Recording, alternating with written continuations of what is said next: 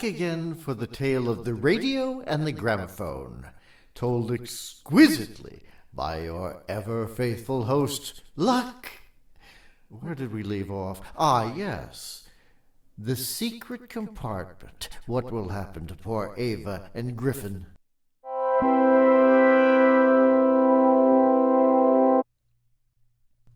Hello, house. Hello, cat. Hello, magic-talking radio that would get me thrown in the loony bin if I ever talked about it. Afternoon. You are a bit of a church bell, my dear. What, I'm loud? No, just talkative. I take offense to that, good sir. My humblest apologies. I'll be sure to send a gift basket to beg for your forgiveness. I can't believe you. If I didn't know any better, I'd say you were an outright scoundrel. Well, I guess I don't really know you all that well, do I? It's nice to be known by someone for a change. Same. Hey, how about another story? All right. This was one that I nearly published before I ended up here. There was a family by the name of Morris. With 2 children and happy spouses, what could be more perfect? To the public, they seemed a picture of sophistication and propriety, but appearances can be deceptive. They all dabbled in the dark arts.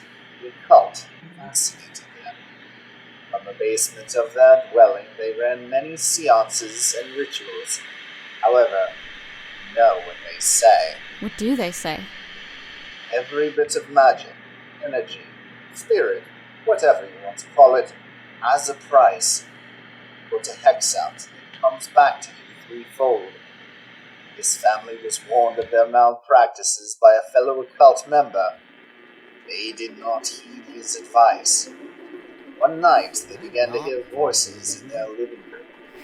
The father, thinking someone had broken in, rushed down to the drawing room. He and his wife were horrified when they saw 2 demons standing there in the parlor. He beat them over and over again. Once it was done, his wife screamed. There, on the floor, lay his children. He had clubbed them to death by his own hand. That's horrible. The worst part is, he began to see the same demons everywhere he looked. Eventually, the strain was too much for both of them to bear. When the constable found them, they had strung themselves up in the attic. They held each other's hand as they suffocated. Wow, creepy. You really should have published that one. I'm quite proud of it if I do say so myself. Hey, Griffin, give me a sec. I want to write this down. Do you mind? Not at all. In fact, Ava, I have so many more stories to tell. Being trapped in here limits my contact with others. Would you serve as a scribe to me? Tell my stories to the world. Wow, is that okay? Please. I live to entertain. Just make sure that the world knows of me, what happened to me. Be sure to use my name. I promise you, Griffin. Many thanks. They spent long hours into the night telling each other more stories like children at a summer camp. Ava never felt more valid in her life. Suddenly, a ding from her computer turned her attention away. Oh my god, it's the agent. Breathe. You can do this. Dear Ava, I'm inquiring about the manuscript you sent in. I like your voice, but it needs something more. Do you have anything else you could show me? Ava proceeded to happy dance around her room until she remembered that she only had one story completed. Oh, shoot, what am I gonna do? Ava looked over at the story Griffin had told her the night before.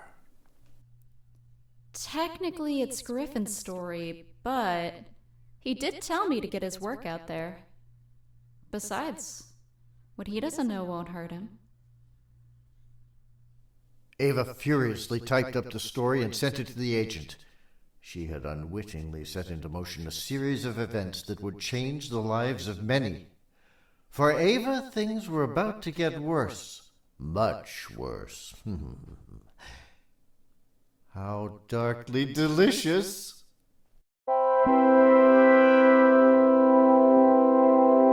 The next day, Rena knocked on the door to Ava's humble apartment, party favors in hand. Hey girl, I brought the happy juice. Hey, you're the best. Put it in the fridge. Wow, you really put the whore in hoarder. Bitch, please, I invented hoarding. Glad to see you still have your bad sense of humor. You know what else I have? Dandruff? No, a literary agent. Ah! No way! Yes way! You really did it. You went on a limb and submitted? About time, right? See, I knew that all those days of daydreaming would pay off for you. I'm really happy for you, Ava. Well, now I'm pumped. I can clean your house and all the rest of the block. Let's just start with my nest first.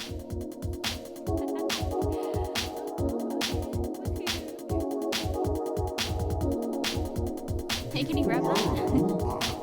There was a transistor. Before a transistor, there was a cathedral radio. Then finally, a gramophone.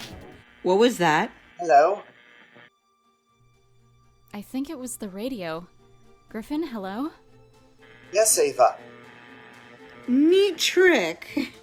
How are you doing that? An app on your phone, a speaker over here? How? It's not a prank. Did you eat that entire bag of pixie sticks I gave you and then go on a Doctor Who binge watch?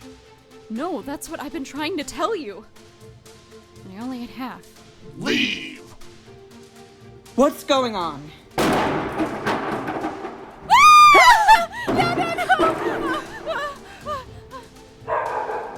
Okay, prank or not, that was really scary. It's never done that before. Ava, this thing is creepy. It has horror movie written all over it. You have to get rid of that thing. Yeah, you're right. But I wonder why it did that and where that voice came from. Stop. This thing. You shouldn't mess with it anymore. Come on, you're staying at my place tonight. Thanks. This is getting serious. As Ava walked away from the scene, she could not help but feel terrified, but curious. Something sinister was going on with Griffin and that radio. She was determined to find out what. However, that will have to wait until next time on the Soul Catcher Mystery Hour.